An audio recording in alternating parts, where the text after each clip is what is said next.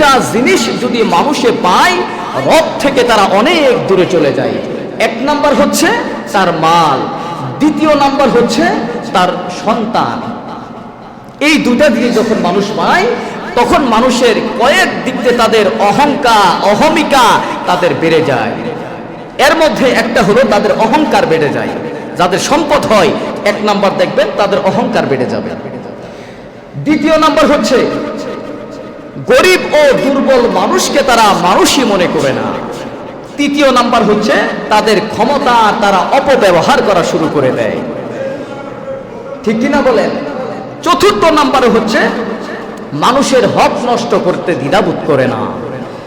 পঞ্চম নাম্বার হচ্ছে তারা আত্মীয় স্বজনের তারা খোঁজ খবর রাখে না, অর্থাৎ আত্মীয় স্বজনের সাথে সম্পর্ক নষ্ট করে ফেলে। এরকম আছে না নাই?